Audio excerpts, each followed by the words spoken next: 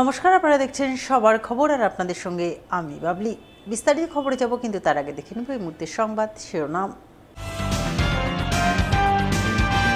মোলপুর গ্রামীণ হাসপাতাল পরিদর্শনে মালদা কেন্দ্রের বিধায়ক, আশ্বাস সুপার স্পেশালিটি হাসপাতালে উন্নীতকরণের। উত্তরপ্রদেশে পথ দুর্ঘটনায় মালদার 2 ছাত্রের মৃত্যু, শোকের ছায়া কালিয়াচকের শ্রীরামপুর 1 নম্বর অঞ্চল এলাকায়।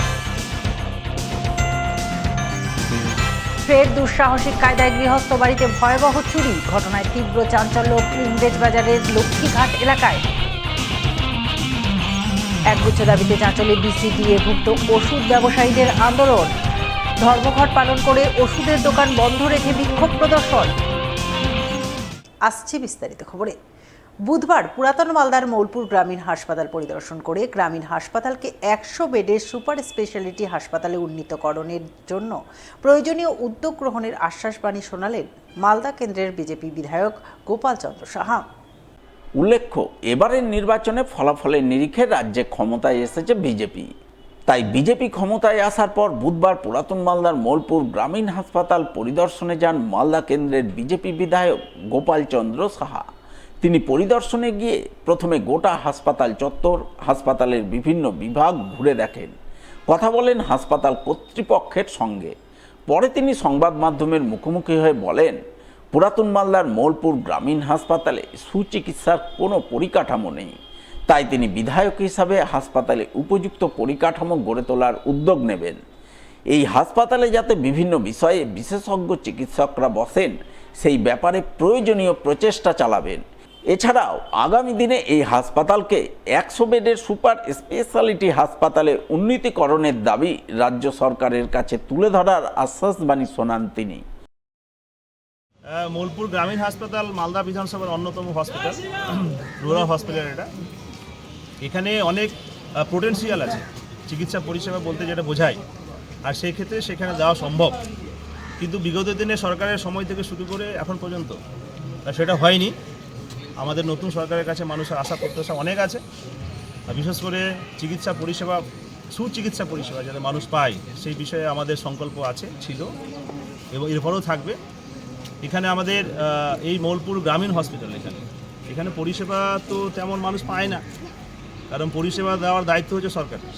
এখানে কোনো আমাদের কোনো স্পেশালিস্ট এখানে বসেন না, কারণ এখানকার প্রভিশনে নাই, তো বসবে কী?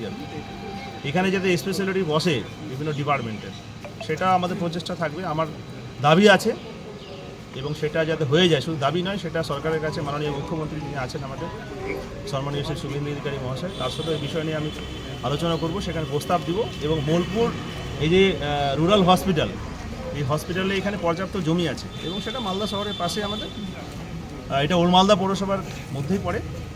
এখানে যাতে সুপার স্পেশালিটি হসপিটাল হয় এবং মিনিমাম 100 বেডের হসপিটাল এখানে যাতে হয়, এখানে সুচিকিৎসা মানুষ যাতে পায় আমাদের এই ওল্ড মালদাবাসী, সেই বিষয়ে আমার প্রচেষ্টা থাকবে এবং এর জন্য আমার প্রস্তাব থাকবে। এখন নিয়ে নেব একটা ছোট্ট বিরতির সঙ্গে থাকুন, দেখতে থাকুন সবার খবর। গৌরভূমি বলে খ্যাত বঙ্গ সংস্কৃতির মূলধারা মালদা জেলা। অঞ্জলি জুয়েলার্সের নবতম শোরুম এবার মালদায়। অঞ্জলির নতুন ঠিকানা রথবাড়ির কাছে মালদা টাউনের রবীন্দ্র এভিনিউয়ে।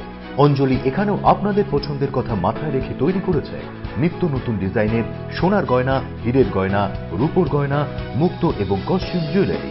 রয়েছে গ্রহরত্ন এবং জুয়েল প্লাস স্কিমের সুবিধা। অঞ্জলি জুয়েলার্স, সবার জন্য। 26/27 Rabindra Avenue, Malda town. Like করুন মালদা সবার খবর ফেসবুক পেজকে, কারণ সবার খবর সময়ের সাথে জনতার পাশে। ফিরলাম বিরতির পর। পড়াশোনার জন্য উত্তরপ্রদেশে গিয়ে পথ দুর্ঘটনায় মৃত্যুর কোলে ঢলে পড়ল মালদার কালিয়াচকের 2 ছাত্র। বুধবার এই খবর আসা মাত্রই কালিয়াচকে কান্নায় ভেঙে পড়লেন মৃত 2 ছাত্রের পরিবারবর্গ। জানা গেছে, দুর্ঘটনায় মৃত 2 ছাত্রের মধ্যে একজনের নাম আশরাফ রেজা এবং অপরজনের নাম নাসিমুল। দুজনেরই বয়স 18 বছর। দুজনের মধ্যে আশরাফের বাড়ি কালিয়াচক 1 নম্বর ব্লকের শ্রীরামপুর 1 নম্বর অঞ্চলের গোপাল প্রসাদ গ্রামে এবং অপরজন ইমামনগর গ্রামের বাসিন্দা। তারা উত্তরপ্রদেশের এক মাদ্রাসার ছাত্র ছিল। বুধবার অটোতে চেপে সেই মাদ্রাসাতে যাওয়ার পথেই এক 4 চাকার গাড়ির সঙ্গে অটোর সংঘর্ষে তাদের মৃত্যু হয় বলে খবর। এছাড়াও এই ঘটনায় কালিয়াচকের আরও 2 ছাত্র আহত অবস্থায় সেখানকার হাসপাতালে চিকিৎসাধীন রয়েছে বলে জানা গেছে। 15-20 দিন হলো যাওয়া। কোথায় গিয়েছিল? কাটরা গেছিল কি কাজে? পড়ার জন্য মাদ্রাসাতে। পেটাসারি মাদ্রাসাতে? হ্যাঁ, ওখানে ভর্তি হয়েছিল? ওখানে ভর্তি হয়নি, ওখান থেকে পার্সে একটু আগে। ওখানে কেন ভর্তি হলো না? ওখানে বলছে যে কি পড়াশোনা ভালো হবে না এখানে। আচ্ছা, তারপরে পার্শ্ববর্তী এলাকাতে ভর্তি হয়েছিল। হ্যাঁ, আজকে সকালবেলা কি শুনতে পেলেন? আজকে সকালে ফোন করে বললো যে কি অ্যাক্সিডেন্ট হয়ে গেছে আমাদের গাড়ি। তো কোথা থেকে আসছিল ওরা? বারেলি থেকে আসছিল, বারেলি থেকে আসছিল মাদ্রাসা আসছিল। মাদ্রাসাতে আসার পথে অ্যাক্সিডেন্ট হয়েছে। আসার পথে অ্যাক্সিডেন্ট হয়েছে। এখন আপনার ছেলের সাথে কথা হয়েছে? হ্যাঁ, কথা হয়েছে। এখন আমার কেমন ছেলে আছে আপনার বলেছে ছেলে? কি আমার বুকে আঘাতটা বেশি হয়েছে, হাতে লেগেছে, পায়ে লেগেছে আর বুকে লেগেছে। ওরা কজন ছিল একসঙ্গে? 6 জন ছিল। 6 জন। আপনার ছেলে লাস্ট কথা কখন? সকালেই বলেছে। সকালে বলেছে। দাদুর বাড়িতে ঘরের মধ্যে মাত্র 15 বছরের এক কিশোরের ঝুলন্ত মৃতদেহ উদ্ধার। ঘটনায় গলায় ফাঁস লাগিয়ে আত্মহত্যার দাবি পরিবারবর্গের, যদিও আত্মহত্যার কারণ সম্পর্কে কিছুই জানতে পারেননি তারা। স্বভাবতই বুধবার এই ঘটনাকে ঘিরে জোর চাঞ্চল্য তৈরি হয় পুরাতন মালদা পৌরসভার 2 নম্বর ওয়ার্ডের নবাবগঞ্জ জোড়াকালীস্থান এলাকায়। জানা গেছে আত্মঘাতী কিশোরের নাম সন্দীপন হালদার, বয়স 15 বছর। তার বাবার বাড়ি মালদার বৈষ্ণবনগর থানার পুবারণ এলাকায়। তার বয়স যখন মাত্র 2 বছর তখন তার বাবার মৃত্যু হয়। তাই তার মা তাকে ঠাকুরমার বাড়িতে রেখে নিজে পুরাতন মালদার নবাবগঞ্জে বাবার বাড়িতে এসে ওঠেন। তবে গত 2 বছর আগে তিনি ছেলেকে নিজের কাছে নিয়ে আসেন, স্থানীয় এক স্কুলে ভর্তি করেন। বর্তমানে সেই স্কুলে সে 9ম শ্রেণীর ছাত্র। কিন্তু বুধবার দুপুরের দিকে সন্দীপনের ঝুলন্ত মৃতদেহ উদ্ধার হয় দাদুর বাড়িতে। ঘটনায় পরিবারবর্গ সহ পাড়া প্রতিবেশীরা গলায় ফাঁস লাগিয়ে আত্মহত্যার কথা জানান, যদিও আত্মহত্যার কারণ সম্পর্কে তারা কিছুই জানাতে পারেননি। তাই মালদা থানার পুলিশ দেহটি ময়না তদন্তে পাঠিয়ে মৃত্যুর কারণ খতিয়ে দেখতে তদন্ত শুরু করেছে বলে জানা গেছে। ওই অ্যাকচুয়ালি থাকতো ওর বাড়ি বৈষ্ণবনগর। বৈষ্ণবনগর তো সূত্রে, মায়ের সূত্রে, মা শ্বশুর বাড়িতে না থাকার কারণে এখানে চলে আসে। তার বাচ্চাকে 2-3 বছর আগে এখানে একদম সেটেল করে নেয়। করে নেওয়ার পরে ওলমাল্লা কালাচাঁদ হাই স্কুলে ভর্তি করা হয় তাকে, ওখানে পড়াশোনাও করে, সব কিছুই ঠিকঠাক। কিন্তু কোনো কিছুই বুঝতে পারা যাচ্ছে না যে ওই হচ্ছে কী কারণে মরে গেল নিজে নিজেই। কোনো কারোর সাথে ঝামেলা, কারোর সঙ্গে কোনো ঝঞ্ঝাট বা কোনো রকম ওই মোবাইল ব্যবহার করে না বা কোনো দাবি দাবা কোনো কিছুতেই ওর ছিল না, অ্যাক্টিভ ছিল না ওগুলোতে। কিন্তু এসে ওর ঠাকুমা যখন ওর দাদুর জন্য খাবার দিতে যাই নবগঞ্জ হাটে চায়ের দোকানে, সেই টাইমে বাড়িতে ফিরে আসার সময় শুনে যে ওর হচ্ছে নাতি দরজা বন্ধই ছিল না ঘরের, তা সেই অবস্থায় ফ্যানে ঝুলে ফাঁসি দিল। এখন নিয়ে নেবার একটা ছোট্ট বিরতির সঙ্গে থাকুন, দেখতে থাকুন সবার খবর। গৌরভূমি বলে খ্যাত বঙ্গ সংস্কৃতির মূলধারা মালদা জেলা। অঞ্জলি জুয়েলার্সের নবতম শোরুম এবার মালদায়। অঞ্জলির নতুন ঠিকানা রথবাড়ির কাছে মালদা টাউনের রবীন্দ্র এভিনিউয়ে। অঞ্জলি এখানেও আপনাদের পছন্দের কথা মাথায় রেখে তৈরি করেছে নিত্য নতুন ডিজাইনের সোনার গয়না, হীরের গয়না, রূপোর গয়না, মুক্ত এবং কস্টিউম জুয়েলারি। রয়েছে গ্রহরত্ন এবং জুয়েল প্লাস স্কিমের সুবিধা। অঞ্জলি জুয়েলার্স, সবার জন্য। 26/27 Rabindra Avenue, Malda town. Click করুন আমাদের ইউটিউব চ্যানেলে এন্ড সাবস্ক্রাইব করুন মালদার সবার খবরকে, কারণ সবার খবর সময়ের সাথে জনতার পাশে। ফিরে এলাম বিরতির পর। মুসলিম সম্প্রদায়ের আসন্ন কুরবানির ঈদ উপলক্ষে বুধবার এক শান্তি বৈঠক হয়ে গেল মালদার কালিয়াচক 2 নম্বর ব্লকের সুকান্ত ভবনে। শান্তি বৈঠকে পশ্চিমবঙ্গ পশু হত্যা নিয়ন্ত্রণ আইন 1950 সম্পর্কে সকলকে সচেতন করলেন মোথাবাড়ি থানার পুলিশ ও কালিয়াচক 2 নম্বর ব্লক প্রশাসনের আধিকারিকরা। এদিনের এই বৈঠকে উপস্থিত ছিলেন কালিয়াচক 2 নম্বর ব্লকের বিডিও কৈলাস প্রসাদ, রতুয়া সার্কেল ইন্সপেক্টর দেবব্রত চক্রবর্তী, মোথাবাড়ি থানার ওসি সাঙ্গে লামা তামাং, কালিয়াচক 2 নম্বর ব্লকের বিএলডিও জিয়াউল হাসান সহ অন্যান্যরা। এদিন তারা সকলে মিলে মুসলিম ধর্মাবলম্বী মানুষজনকে আসন্ন কুরবানির ঈদের প্রাক্কালে পশ্চিমবঙ্গ পশু হত্যা নিয়ন্ত্রণ আইন 1950 সম্পর্কে সচেতন করেন এবং সেই আইন মেনেই কুরবানি করার ব্যাপারে সকলকে সতর্ক করেন বলে জানা গেছে। একটা অর্ডার বের করেছে, সেই অর্ডারের তারিখ হচ্ছে 13/5/2026। জনসাধারণের উদ্দেশ্যে বিজ্ঞপ্তি আছে। পশ্চিমবঙ্গ পশু হত্যা নিয়ন্ত্রণ আইন 1950 সংক্রান্ত অনুসরণীয় নির্দেশিকা। এটা বাংলাতে লেখা আছে, আপনাদের সুবিধার জন্য যেগুলো আছে সেগুলোই আপনাদের বলা হচ্ছে। এর বাইরে কোন রকম ভাবে আইন ভাঙা যাবে না। যেগুলো অর্ডারে আছে সেটা আমরা পড়ে শোনাচ্ছি আপনাদের। 1 নাম্বার, কোনো ব্যক্তি কোনো পশু, ষাঁড়, বলদ, গরু, বাছুর, পুরুষ ও স্ত্রী মোষ, মোষের বাচ্চা এবং মুষ্কছেদিত মোষ বলি দিতে পারবেন না, যদি না তিনি উক্ত পশুটি বলির উপযুক্ত এই মর্মে কোনো শংসাপত্র সংগ্রহ করেন। বোঝা গেল? এই শংসাপত্রটা সেখানেই পাবেন যেখানে পশ্চিমবঙ্গের কোনো জায়গায় লিগ্যাল স্লটার হাউস আছে, তাই তো? কেউ আমাদের মালদাতে কোনো লিগ্যাল স্লটার হাউস নেই। যদি থাকতো তাহলে আপনি শংসাপত্রটা পাওয়ার পদ্ধতি হচ্ছে বিএলডিও এবং পঞ্চায়েত সমিতির সভাপতি, মিউনিসিপ্যালিটি এরিয়াতে হলে চেয়ারম্যান। কাজে শংসাপত্র আপনাদের পাওয়ার জায়গা নেই এখানে। 2 নাম্বার, কোনো পৌরসভার চেয়ারম্যান বা কোনো পঞ্চায়েত সমিতির সভাপতি এবং একজন সরকারি পশু চিকিৎসক যৌথভাবে পশুটি যে বলির উপযুক্ত সেই সংক্রান্ত শংসাপত্র প্রদান করতে পারেন, যদি তারা উভয়ই এই বিষয়ে লিখিতভাবে একমত হন যে কাজ ও প্রজননের ক্ষেত্রে পশুটির বয়স 14 বছরের বেশি অথবা পশুটি বার্ধক্য, আঘাত, বিকৃতি বা অন্য কোনো দুরারোগ্য ব্যাধির কারণে স্থায়ীভাবে অক্ষম হয়ে পড়েছে। তাহলে এই 2 নাম্বার পয়েন্টটা আপনি সার্টিফিকেট পাওয়ার পদ্ধতি আপনাকে বলে দিচ্ছে। বুঝতে পেরেছেন তো? সেই পদ্ধতিটা সেখানেই আপনি পাবেন যেখানে লিগ্যাল স্লটার হাউস আছে। সেটা মালদা জেলাতে কোনো লিগ্যাল স্লটার হাউস নেই ডেডিকেটেড। 3 নাম্বার, এই ধরনের শংসাপত্র প্রদানে অস্বীকার করলে ক্ষুব্ধ ব্যক্তি শংসাপত্র প্রত্যাখ্যানের বার্তা পাওয়ার 15 দিনের মধ্যে রাজ্য সরকারের কাছে আপিল করতে পারেন। যেহেতু স্লটার হাউস লিগ্যাল মালদাতে নেই, কাজে 3 নাম্বার পয়েন্টটাও আমরা নিতে পারবো না, মানে গ্রহণযোগ্যতা আমাদের এখানে হচ্ছে না।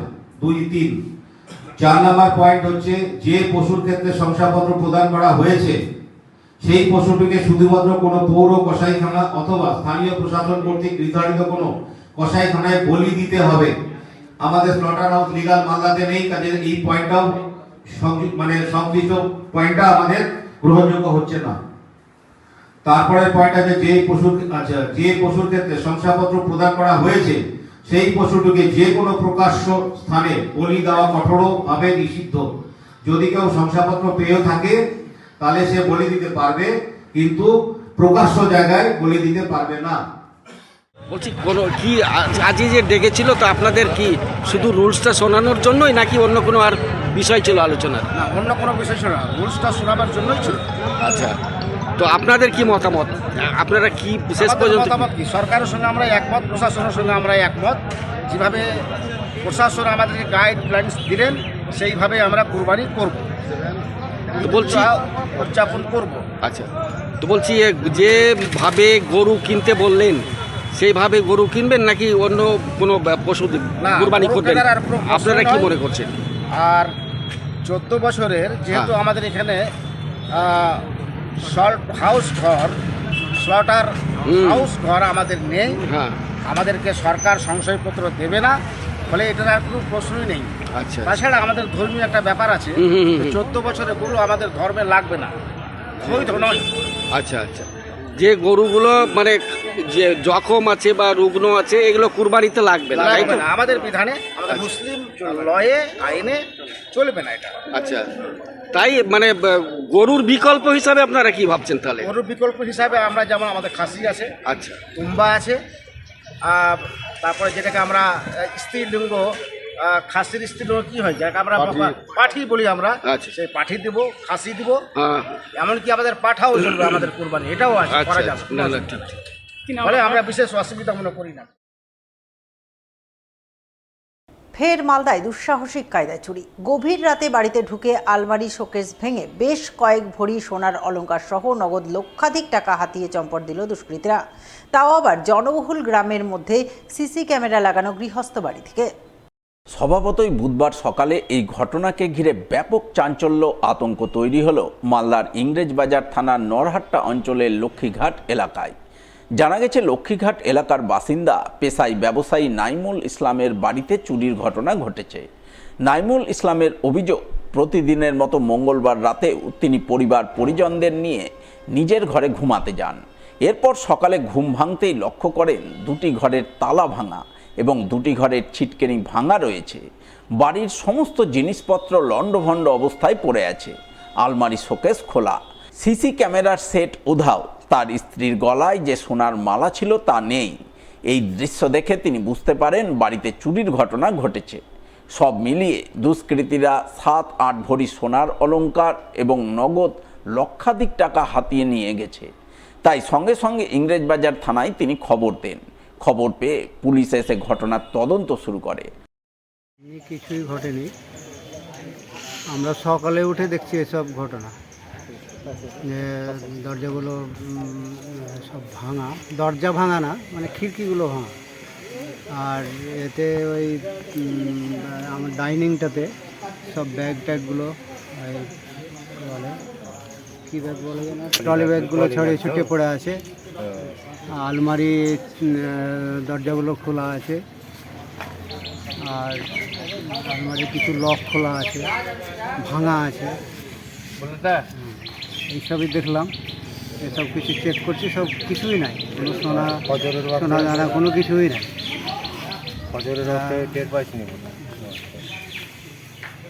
টাকা পয়সা সব কিছুই চেক করছি, কিছুই নাই।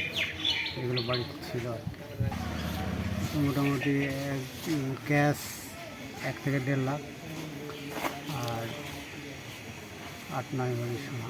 সোনা কথা ছিল না, ওরকমই হবে। আতঙ্কে আছেন? অবশ্যই, আমার তো জান যেতে, মানে জানমালের ক্ষতি হতো। আমি যদি ওই সময় ঘুম ভেঙে গেলে তো আমার তো জানমালের ক্ষতি হতো, আমি মরে যেতে পারতাম, মেরে দিত, নাহলে আমার ঘরে কি করে ঢুকে। ঘটনা প্রসঙ্গে ইংরেজবাজার পঞ্চায়েত সমিতির কর্মাধ্যক্ষ ও তথা প্রতিবেশী জাহাঙ্গীর আলম জানান, দুঃসাহসিক কায়দায় চুরির ঘটনা ঘটেছে, যা এর আগে এলাকায় কখনো হয়নি। তাই তিনি চান পুলিশ গোটা ঘটনার সঠিক তদন্ত করে ঘটনায় জড়িত দুষ্কৃতীদের খুঁজে বের করে তাদের যথাযথ শাস্তির ব্যবস্থা করুক। আজকে সকালে যখন উঠলাম, ওঠার পরে জানতে পারলাম যে আমার বাড়ির পাশে আমার প্রতিবেশী, আমার কাকু নাইমুল ইসলাম, ওনার বাড়িতে গত রাত্রে নাকি দুঃসাহসিক ডাকাতি বা চুরি হয়েছে।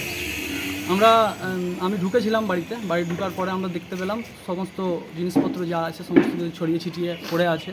অনেক সোনাদানার যেগুলো থাকে, প্যাকেটগুলো থাকে, সমস্ত প্যাকেট ওখানে পড়া দেখতে পেয়েছি। সিসিটিভি ক্যামেরা সমস্ত সেট আপটা ওখানে রেডি ছিল বাড়ির ভিতরে, ডাইনিংয়ে, সেটাও তুলে নিয়ে গেছে, ওটা কিছু নেই। এবং সমস্ত ঘরে যে ছিটকানিগুলো থাকে, যেগুলো লাগানো থাকে, সেগুলো স্ক্রু সমস্ত কিছু ভাঙা আমরা দেখতে পেয়েছি। এবং আমি সকালবেলায় আমাদের থানাতে ইনফরমেশন করেছি, থানা থেকে প্রাথমিকভাবে লোক পাঠানো হয়েছিল, আমাদের ক্যাম্প থেকে লোক এসেছিলো, এবং আমাদের অফিসার এখনই রাস্তাতে আছে, আসবে একটু পরে, এসে আরও তদন্ত করবে। তদন্ত করার পরে যারা দোষী তাদেরকে খোঁজার ব্যবস্থা করবে। অন্যদিকে অপর এক ব্যবসায়ীর বাড়িতে চুরির ঘটনায় জোর চাঞ্চল্য তৈরি হয়েছে চাঁচল থানার খড়বা অঞ্চলের বিলাইডাঙ্গি এলাকায়। জানা গেছে ওই এলাকার বাসিন্দা পেশায় ব্যবসায়ী লতিফুর রহমান এবং তার স্ত্রী নার্গিস খাতুন মঙ্গলবার বিকাল থেকে সন্ধ্যা পর্যন্ত বাড়িতে ছিলেন না। এই সুযোগে দুষ্কৃতীরা ফাঁকা বাড়িতে ঢুকে ঘরের শোকেস ভেঙে 7 ভরি সোনার অলংকার, 25 ভরি চাঁদির অলংকার, নগদ 50,000 টাকা সহ বেশ কিছু কাঁসা পিতলের বাসনপত্র নিয়ে চম্পট দেয়। পরে তারা বাড়ি ফিরে চুরির বিষয়টি টের পান। ঘটনা জানাজানি হতেই এলাকায় জোর চাঞ্চল্য তৈরি হয়। বাড়ি মালিক গোটা ঘটনা জানিয়ে খড়বা পুলিশ ফাঁড়িতে লিখিত অভিযোগ দায়ের করেন। তার ভিত্তিতে পুলিশ ঘটনার তদন্ত শুরু করে বলে জানা গেছে। ঘটনা ঘটেছে, আমাদের মেন দরজা লাগানো ছিল, সিঁড়ি দিয়ে লোক ঢুকে, সিঁড়ি দিয়ে ঢুকে বাড়িতে ছিল 7 ভরির মতো সোনা, 30 ভরির মতো চাঁদি, 50,000 টাকা ক্যাশ, এগুলো সব নিয়ে চলে গেছে। এবং বাক্স যে ছিল বাক্স ফাটিয়ে দিয়েছে, ঠিক আছে। আর মানে কোনো কিছুই নাই, সব এলোমেলো হয়ে ঘরের মধ্যে পড়ে আছে। কিভাবে ঢুকলো? জানলা, সিঁড়ির যে জানলা ছিল, সে দরজা ছিল, দরজার মধ্যে ছিটকানি লাগা ছিল ভিতর দিয়ে। এবার ওই হাত ঢুকিয়ে ছিটকানি খুলে দিয়ে তারপরে ঢুকে। আপনার বাড়ি থেকে উপস্থিত ছিলেন না? না, আমরা কেউ বাড়িতে উপস্থিত ছিলাম না। প্রায় 15 লাখ টাকার মতো জিনিস গেছে। আচ্ছা, আপনি কি করেন পেশায়? ব্যবসায়ী। প্রশাসনের কাছে, পুলিশ প্রশাসনের কাছে আমার জিনিস আমাকে সুষ্ঠুভাবে ব্যাক করে দেব, এটাই চাইছি।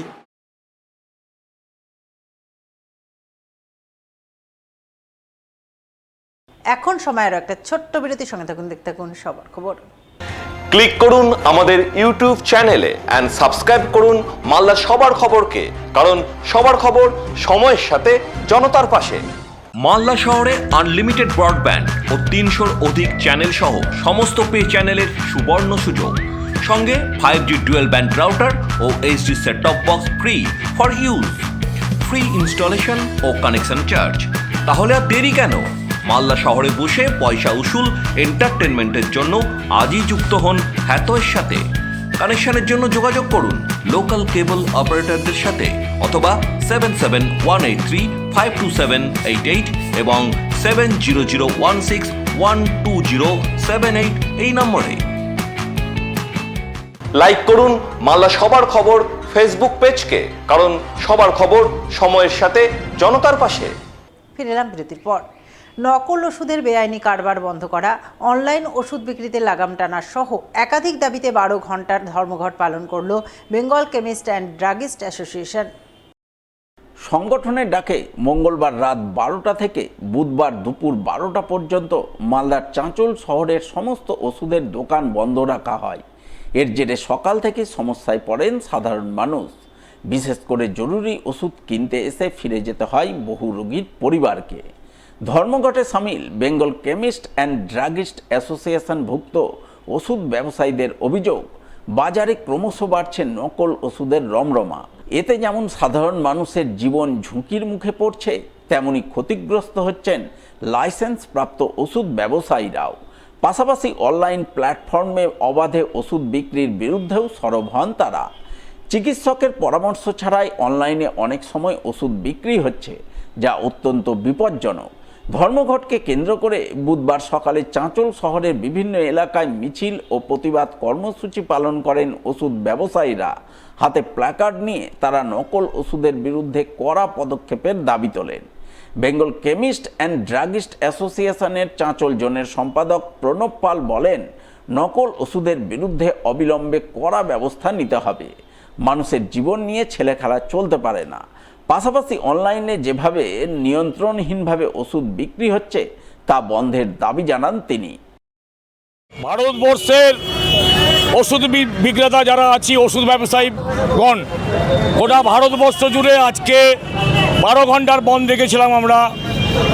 ওষুধের 2 নম্বরই কালোবাজারি এবং তার সাথে অনলাইনে ওষুধ ব্যবসায়ী, যে ওষুধগুলো আমাদের গ্রামগঞ্জে এবং শহরের গরিব মানুষদেরকে ঠকিয়ে চলছে অনলাইনের বিজনেসের মাধ্যমে, এর প্রতিবাদে আমরা আজকে 12 ঘন্টা বন্ধ করেছি এবং এই বন্ধ সফল হয়েছে। কোথাও কি নকল ওষুধের কারবার গজিয়ে উঠেছে? আপনারা নিশ্চয়ই বিভিন্ন দিনে বিভিন্ন পত্রিকায় খবর পেয়েছেন এবং ডাক কন্ট্রোলের ছানবাড়িতে প্রচুর ওষুধ ধরা পড়েছে, যে ওষুধগুলো আমাদের গুণগত মান অনেক কম, যার ফলে ডাক কন্ট্রোল অফিসাররা বিভিন্ন জায়গায় বিভিন্ন কেসে তাদেরকে জর্জরিত করেছে এবং সেই সব লোককে আমাদের মেম্বারশিপ থেকে বাতিল করেছি আমরা। গোটা ভারতবর্ষ জুড়ে আজকে 12 ঘন্টার বন্ধ, এই বন্ধ আজকে আমরা সফল হলো এবং চাঁচল জোড়াও সেই বন্ধ সফল হয়েছে। বিবাহের পূর্বে রাশি বা কোষ্ঠী বিচার নয়, রক্ত বিচার করুন, থ্যালাসেমিয়া প্রতিরোধ করুন। বুধবার এমনই বার্তা তুলে ধরে থ্যালাসেমিয়ার রোগ নির্ণয় এবং প্রতিরোধমূলক এক সচেতনতা শিবির হয়ে গেল মালদা উইমেন্স কলেজে। কলেজের এনএসএস ইউনিটের উদ্যোগে এবং মালদা মেডিকেল কলেজের থ্যালাসেমিয়া প্রতিরোধ ইউনিটের সহযোগিতায় এদিন এই শিবির আয়োজন করা হয়। সেন্ট জন অ্যাম্বুলেন্সের ব্যবস্থাপনায় মালদা উইমেন্স কলেজে আয়োজিত এই শিবিরে শতাধিক ছাত্রীর রক্ত পরীক্ষার মাধ্যমে থ্যালাসেমিয়া নির্ণয় করা হয়। সেই সঙ্গে থ্যালাসেমিয়া রোগ কী, কেন হয়, এই রোগ প্রতিরোধের উপায় কী, এই সমস্ত নানান বিষয়ে পড়ুয়াদের সচেতন করা হয়। এদিনের এই সচেতনতামূলক শিবিরে হাজির ছিলেন ডেপুটি CMH2 ডক্টর অমিতাভ মণ্ডল, সেন্ট জন অ্যাম্বুলেন্সের কর্মকর্তা অনিল কুমার সাহা, মালদা উইমেন্স কলেজের ভারপ্রাপ্ত অধ্যক্ষ ডক্টর সদানন্দ বেরা সহ অন্যান্যরা। একটা কর্মসূচি জাতীয় সেবা প্রকল্পে শুরু হয়েছে গতকাল থেকে। Malda women's college, NSS unit 1-2 এবং সেন্ট জন অ্যাম্বুলেন্স মালদা এর সহযোগিতায় 7 দিনব্যাপী একটি কর্মসূচি নেওয়া হয়েছে। আজ তার দ্বিতীয় দিন। আজকের দিনে আমরা থ্যালাসেমিয়া টেস্ট এর উপর আমরা একটা প্রোগ্রাম করছি। এখানে সর্বতভাবে কলেজে প্রায় শতাধিক ছাত্রী তারা রক্তদান করছেন এবং থ্যালাসেমিয়া তাদের টেস্ট হচ্ছে। এই থ্যালাসেমিয়া সারা বিশ্বজুড়ে মানুষের জীবনে ভয়াবহ একটি প্রভাব ফেলেছে। সম্ভবত 8ই মার্চ বিশ্ব থ্যালাসেমিয়া দিবস গেছে। বিগত বছরগুলোতেও থ্যালাসেমিয়া টেস্টের মাধ্যমে বহু ছাত্রী থ্যালাসেমিয়া ধরা পড়েছে এবং তাদেরকে সচেতন করা হয়েছে। একই রকমভাবে এবছরও আমাদের এই কর্মসূচিতে ছাত্রীরা সাড়া দিয়েছে। শেষ করার আগে সংবাদ শিরোনাম আরও একবার। মোলপুর গ্রামীণ হাসপাতাল পরিদর্শনে মালদা কেন্দ্রের বিধায়ক, আশ্বাস সুপার স্পেশালিটি হাসপাতালে উন্নীতকরণের। উত্তরপ্রদেশে পথ দুর্ঘটনায় মালদার 2 ছাত্রের মৃত্যু, শোকের ছায়া কালিয়াচকের শ্রীরামপুর 1 নম্বর অঞ্চল এলাকায়। ফের দুঃসাহসিক কায়দায় গৃহস্থ বাড়িতে ভয়াবহ চুরি, ঘটনায় তীব্র চাঞ্চল্য ইংরেজবাজারের লক্ষ্মীঘাট এলাকায়। একগুচ্ছ দাবিতে চাঁচলে BCDA-ভুক্ত ওষুধ ব্যবসায়ীদের আন্দোলন, ধর্মঘট পালন করে ওষুধের দোকান বন্ধ রেখে বিক্ষোভ প্রদর্শন। এখনকার মতো সবার খবর এই পর্যন্তই। দেখাবে পরবর্তী বুলেটিনে। নমস্কার।